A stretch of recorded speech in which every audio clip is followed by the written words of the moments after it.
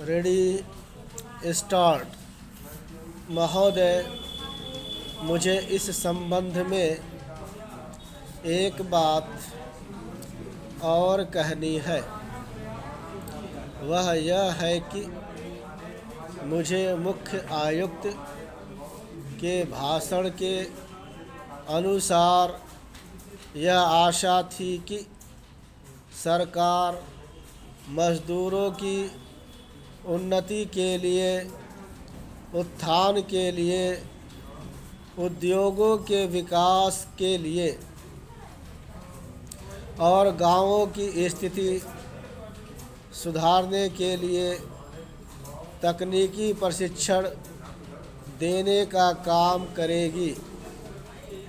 लेकिन ऐसा ज्ञात होता है कि आर्थिक शक्ति सीमित होने के कारण इस ओर कार्यवाही करने की संभावना नहीं रही। फिर भी मुझे आशा ही नहीं अपितु पूर्ण विश्वास है कि भविष्य में हमारा मंत्रिमंडल इस ओर अवश्य अविलंब ध्यान देगा। इसी प्रकार से ग्रामीणों की अवस्था सुधारने के लिए सरकार घरेलू उद्योग धंधों को भी बढ़ाएगी, जो अभी तक नहीं के बराबर है।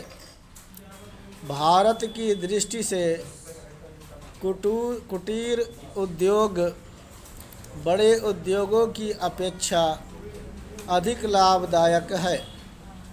पहली बात तो यह है कि भारत एक गरीब देश है और उसके पास इतना पैसा नहीं है कि वह बड़े उद्योगों के लिए पर्याप्त संख्या में बड़ी बड़ी मशीनें मंगवा सके।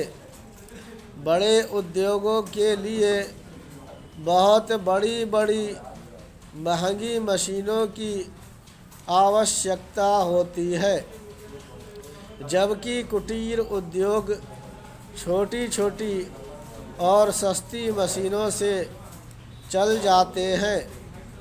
कुटीर उद्योगों के लिए न तो बहुत बड़ी बड़ी इमारतें बनानी पड़ती हैं और न ही बहुत महंगी मशीनों की आवश्यकता पड़ती है। अतः यह उद्योग छोटे छोटे गांवों में भी प्रारंभ किए जा सकते हैं।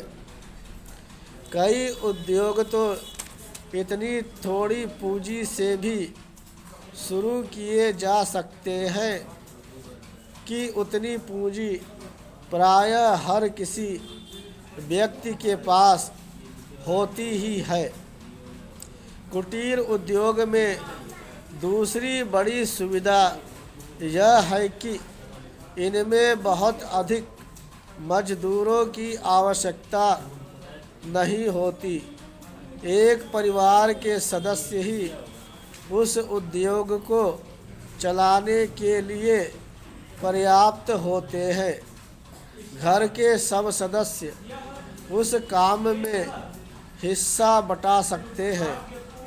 बड़े उद्योगों में प्रत्येक मजदूर को कोई विशेष कार्य सीखना होता है और उस काम में कुशलता प्राप्त करने में उसे काफ़ी समय लग जाता है।